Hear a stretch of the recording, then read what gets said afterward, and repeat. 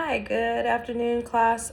So let's just get right into it. So my capstone for my leadership program is shaping up to be theories, methods, guidelines, and formats for ethical decision making as a leader in a global society.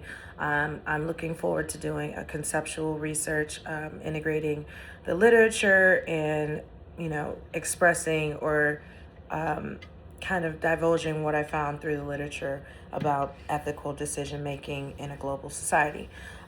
So, the first article, which I found to be helpful to me, the name of the article is Contextual Ethical Leadership as a Lever for Integrating and Engaging Expats or Expatriates.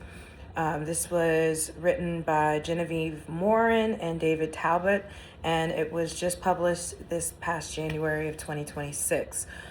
So the reason why I liked this article was because in our global society, at a certain level, in a certain way, we should treat leadership like leading expats in multicultural settings. And most of you should know, but if you don't, an expat or an expatriate is someone that is from another country that is working in another country and living in another country. So having to integrate culturally, coming with their own views from how they and their society run, but now they have to work and deal with a different society. This article identifies characteristics of ethical leadership, including the leader's exemplarity, cultural openness, communication, transparency, and management practices. So I had about 6 different quotes, that in-text quotes that I'll be putting in my capstone from this article that became very helpful. And side note, Dr. Egan was very helpful in leading us to the idea of most of these articles will have other articles that they have cited that we will also be able to use in our matrix in our literature review. So I found that to be helpful as I was looking through these articles because most of the things they are saying in their articles that they're referencing, I can use as well for my capstone. So this particular study was a qualitative study, and it used experience-based accounts of about 611 expats to identify concrete characteristics associated with leadership perceived as ethical. So overall, they used surveys with open-ended questions and distributed them online via LinkedIn, Facebook, and professional expat forums.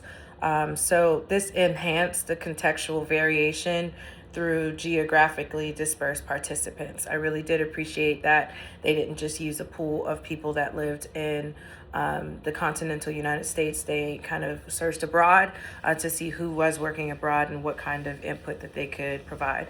Trying to hurry up because I don't want to make this too long. But the discussion of it or the findings of this study was that they identified 6 characteristics of a leader that collectively create an inclusive and ethical environment.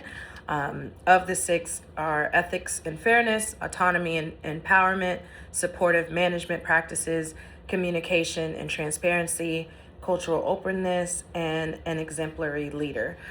So I really found this to be right on par with what I'm looking into as far as being a leader, an ethical leader in a global society and making ethical decisions when you're working with multicultural followership. So the second article is, the name of it is A Cross-Cultural Examination of the Endorsement of Ethical Leadership. Again, this was written by Christian Resick, Paul Hangs, Marcus Dixon, Jacqueline Mitchelson in 2006. So a little bit older, but I used this one because it used the GLOBE project to identify which of the 4 aspects of ethical leadership were endorsed as important for effective leadership across cultures. So I really enjoyed this article because it referenced the GLOBE study and the GLOBE project. Hofstede GLOW project. I'm sure many of you all are familiar with that, but the importance of this study is the GLOW project, which stands for Global Leadership in what is it, behavioral? Behavioral effectiveness.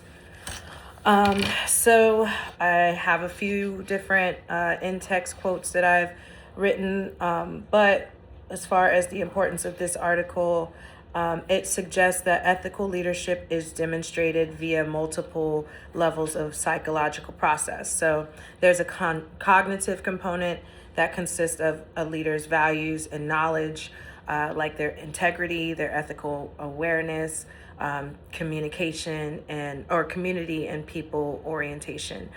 So that cognitive component, values and knowledge, influence the way that they behave, and use their social power. So cognitively, a leader has these different levels of integrity, community, just different things that they are conceptually, cognitively aware of, and that they use their social power, such as motivating, encouraging, empowering followers, and holding people accountable. So it's like cognitive versus realistic application.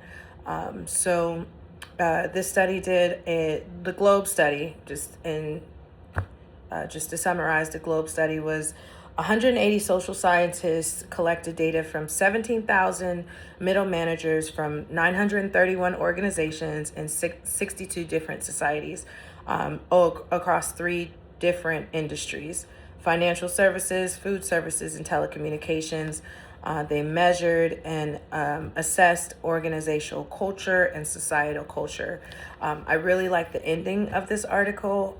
One of the last sentences that resonated with me, it said, "The prosperity of a society is intricately linked to the ethics of those who lead and the citizens who endorse." That really stuck with me, because if the society is pushing towards an ethical leader, the society will be potentially more prosperous, because they know that they're building their society upon ethics and grounded identifications of those things. So those are my two finds so far. Of course, I have more, but we'll just keep it going. Good to talk to you. Happy Super Bowl Sunday.